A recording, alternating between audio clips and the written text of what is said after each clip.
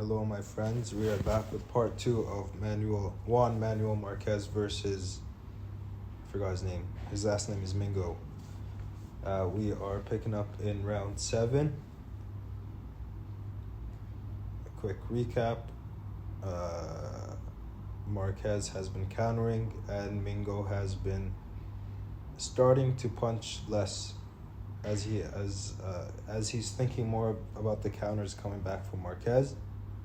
We discussed how Marquez counters and what he does in the first part of this, in the first part of the fight in the previous video. Let's see if. Okay, that wasn't. I was looking for something else. Yeah. So we are picking up in round 7, and let's see what happens. We talk about how Marquez sets up that left hand, where he drops it and comes off with that left hook. How he sets it up with feints. Studies Mingo and then commits to it later on. He also, if he misses with it, he falls through with the right hand. Nice left hand to the body, but the camera was in a bad place.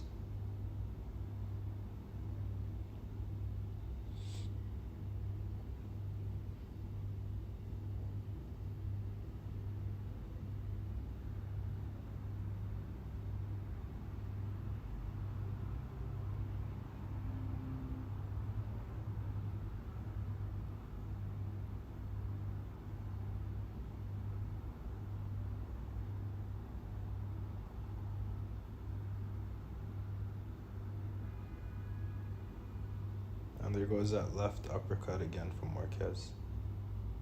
Same thing, the camera you can't really see because of the camera.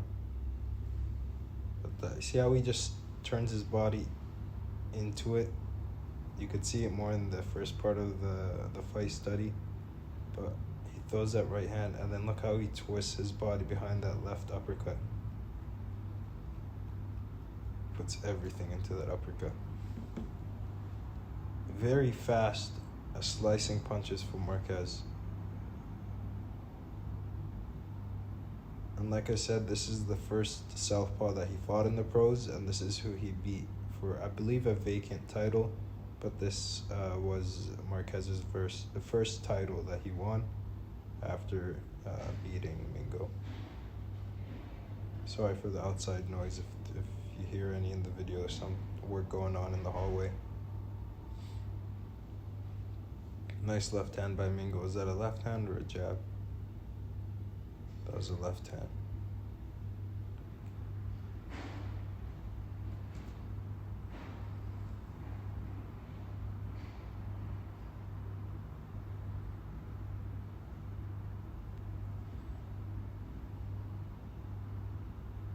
It's a headbutt there.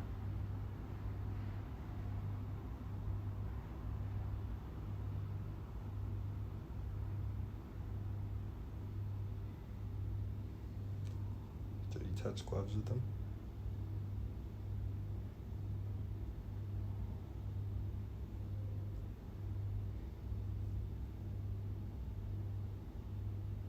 Yeah, don't touch gloves in a fight.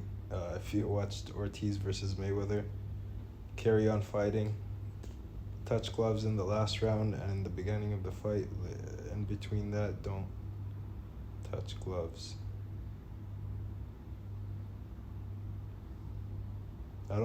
It's sometimes nice to see when two fighters acknowledge each other and touch gloves. But I've watched fights where fighters touch gloves at the end or beginning of every round, at the end of every round, and I don't think. I mean, it's nice to see sometimes, but nice right hand. It makes it look like a sparring session if you're always touching gloves.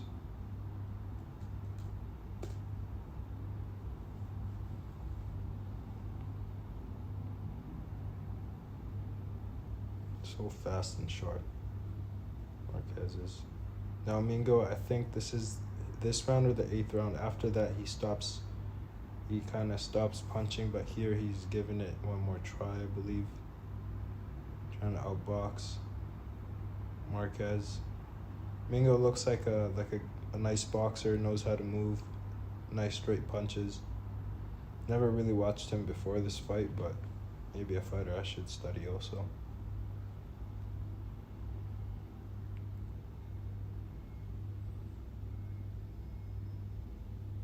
And you see Marquez constantly feinting with that right hand.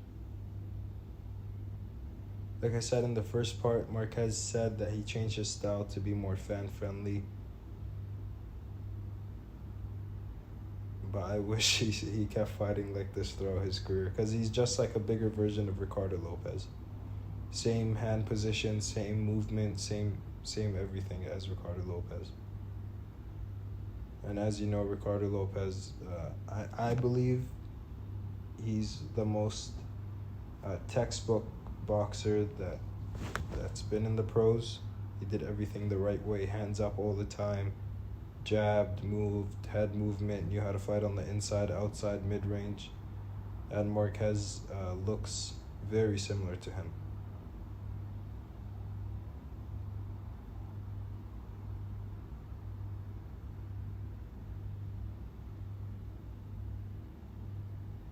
And we go on into round 8.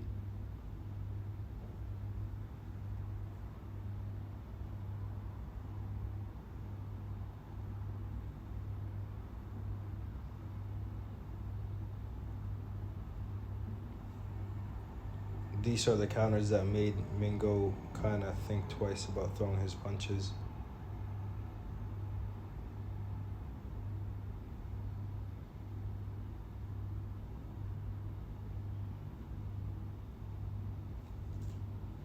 Teo Marquez is just quick to counter right there again.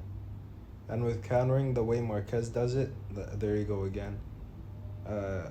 How he makes fighters stop throwing punches is he's not hurting them, but he's just coming back every time, even if he misses, that you know in the back of your head, okay, if I throw this left hand, this guy's going to come back with 3 punches. Should I really throw this punch? That's how he makes his opponent second guess himself and kind of stop punching, in this case, in this fight, towards the end of the fight. I think that right hand was blocked maybe, or might have gotten in. But here's Marquez where he does that split step. See, he kind of just moves regular. Watch his feet. He moves regular. And he kind of gets low, widens up his feet, so he's able to throw these big punches from what it seems a big distance, and then he somehow is able to connect with those punches because he widens up his feet and he gets closer to his opponent so quickly. Like I said, Ricardo Lopez did that a lot too.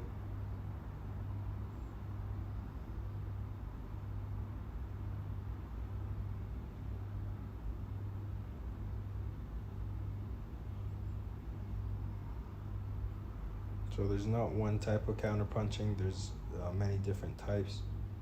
Marquez counter punches with combination, with fast punches.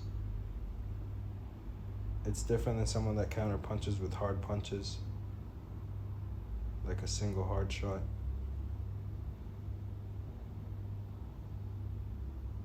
I really like how active he is, Marquez.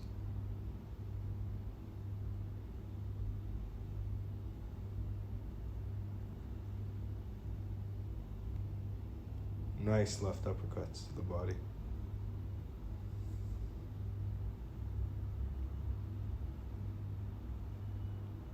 Nice left hand by Mingo. And Marquez is always ready to take a step back, come back in. Nice left uppercut again. One of my favorite punches of his. And you see him feinting that right hand so often throughout the whole fight. Nice left hook.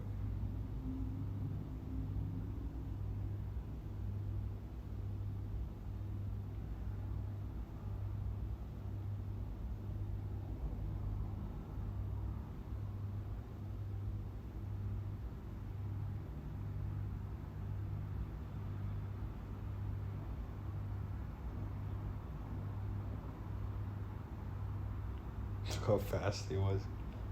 Incredible. I would have liked to see this Marquez versus Manny Pacquiao and Barrera and Morales.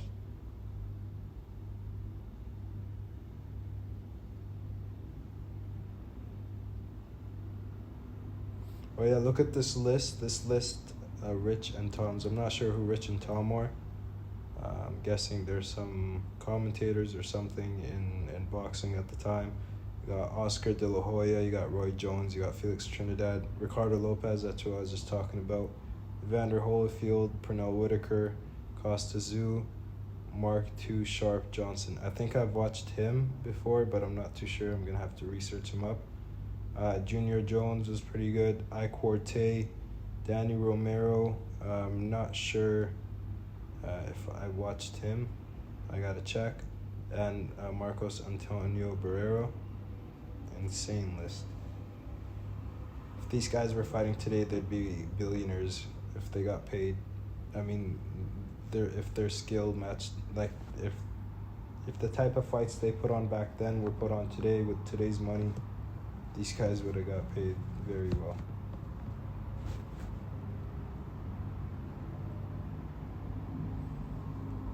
Okay, when is this gonna go away?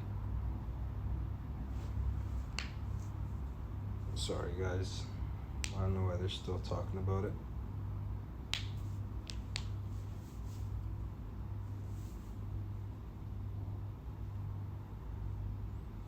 Yeah, it's been on the screen for a minute. If you're watching this video, you could just skip ahead. Yeah, there you go. We are going into the 9th round. Let's see if Mingo is still leading here. Nice double jab. Marquez back with the right hand. Nice right hand. Not a right, it's kind of a right hook. It's kind of a wide right hand. Beautiful right hand.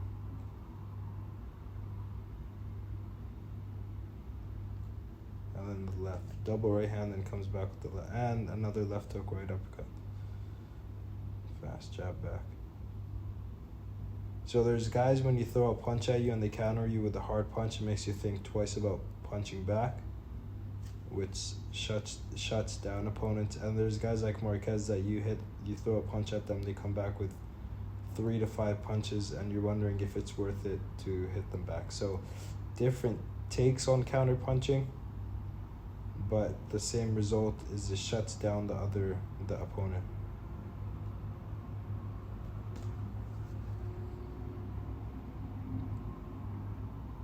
That's why you gotta be smart with your counter punching. If you're a good counter puncher, if you counter punch too much, guys will stop trying to lead with you. So you kind of gotta lead sometimes, and then switch it up, just so you don't get the other guy to close up completely against you, because then it takes away the openings that they might have given you if they kept on punching.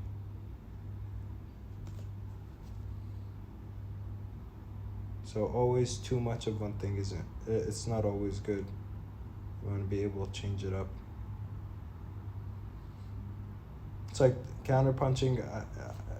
To me, counter punching is like talking over someone or cutting someone off.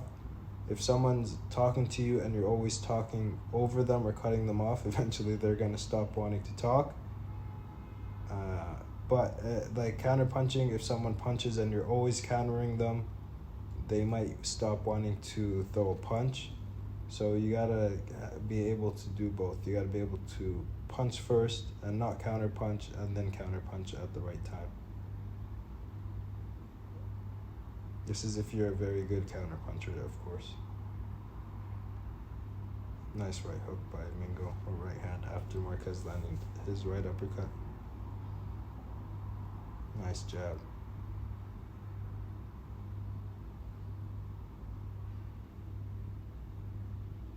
Nice left uppercut again. That left uppercut, it's like he has a blade in his glove and he's just running it past him. Oh yeah, the video kind of gets messed up for a little while. I apologize for that as well. You can just skip ahead if you're watching the video, but I'll just keep it playing just so it doesn't mess up the video. Nice right. Beautiful. Now this is something else I want to talk about, is the double jab between combination. Now, I've often talked about the double jab as the glue, or the jab itself, just one, as the glue between two combinations. So let's see the first combination here. You got double jab, right uppercut, left hand, right hand, left uppercut, I think. Now, this is the end of the combination, right? Now Marquez goes back with a jab. Right, no, that's it. Okay, I think I missed what I was trying to point out here.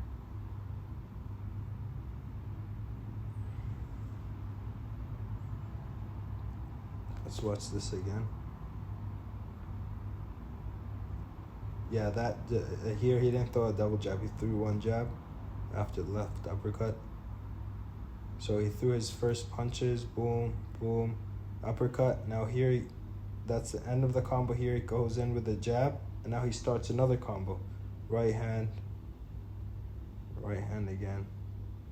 So not very clear in this demonstration to point out what I was trying to say. But basically when you throw one combination, if you just throw one long combination, it the guy might move back, you might change distance or whatever, you might miss some shots. So the double jab is a nice tie in between two combinations. If you're far away, if you're hitting someone, they move away, you could quickly double jab or single jab to get back to them, throw punches. And a double jab or a jab in between hooks and uppercuts is something that the opponent doesn't expect. So I like throwing those jabs in between my combination. Nice left hook, right hand. I've done an example of that, of what I was saying earlier in another fight. It's on Instagram, but I forgot who the fighter was, but he threw combinations, double jab combination, double jab combination. And it kind of sets you back in place to throw some more punches after that double jab or that single jab. No, I think this is the round where Mingo stops trying to punch first.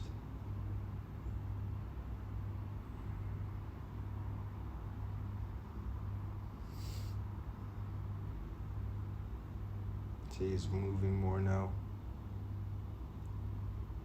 There, they touch gloves.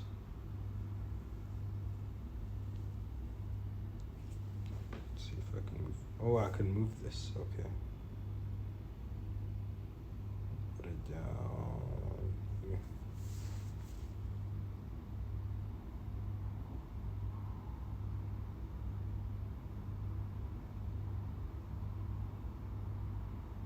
See, that's what I was talking about. See, thank you for the replay.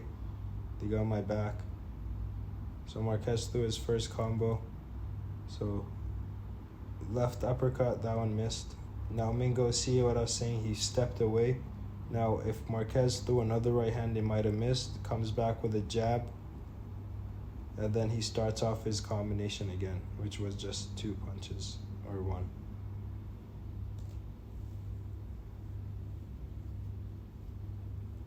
Look at those shoulders on Marquez. I think at this point his corner was trying to stop this fight, Mingo, but they kept him going. He's giving him one more round, I think.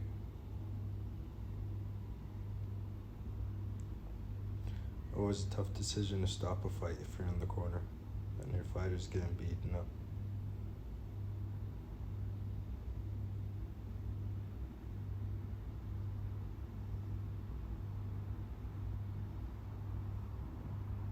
Something might have been wrong with his nose, I think, because the way he moved away from the towel.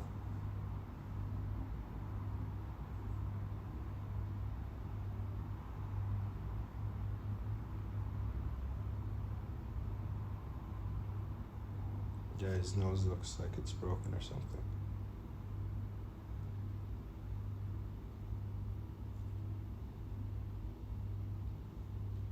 Yeah, his nose is broken, I think. He's just touching it and he's making faces.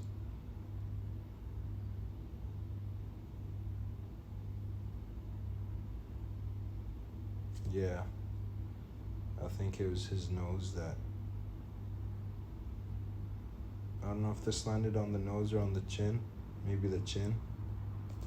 But Mingo's nose, looks like it's... Yeah, he's checking his nose. Checking if it's still there. They should have stopped the fight right here.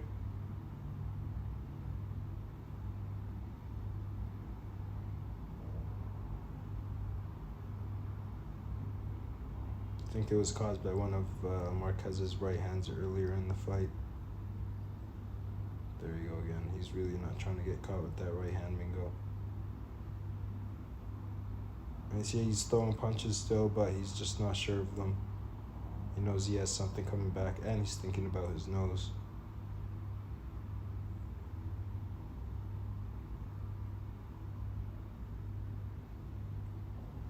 Just trying to survive here.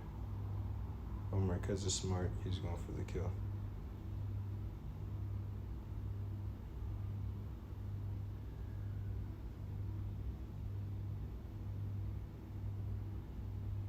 Nice right uppercut by Marquez. He smells blood. Nice right hand again.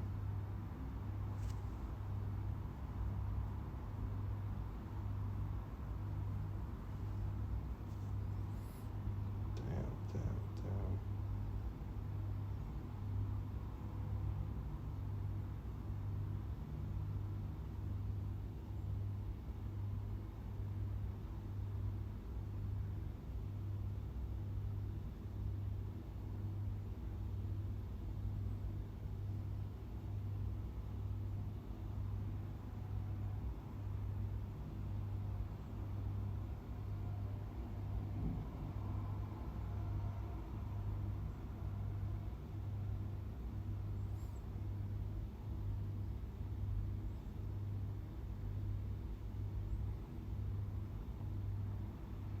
Nice uppercuts.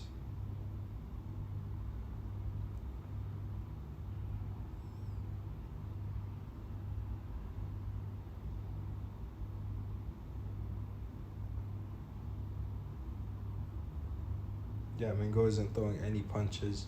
Oh, there you go, a jab from him. Marquez has his fight in the bag. I think they should stop this fight after this round.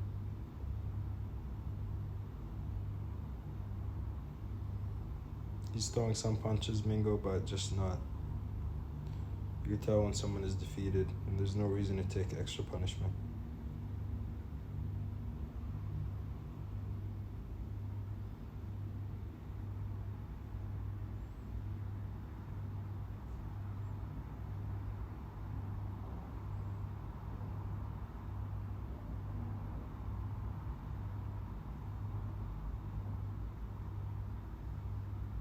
No reason to go out for another round or two. Just stop the fight here. Look, he can't even hold. They can't even hold the towel to his nose.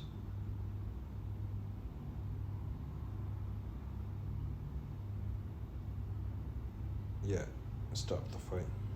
Nose looks broken by his reactions every time he gets his nose touched.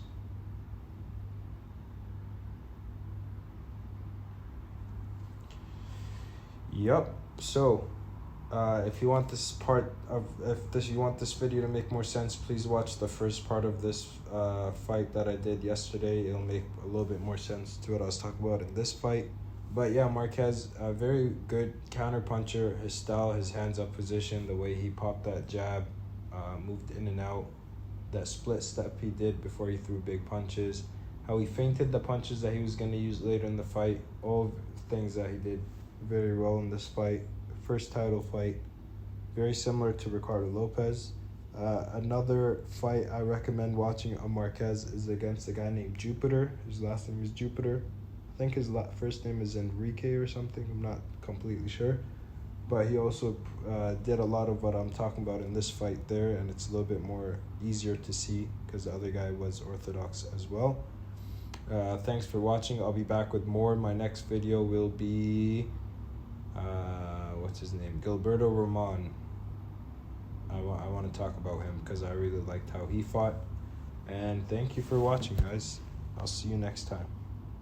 Bye.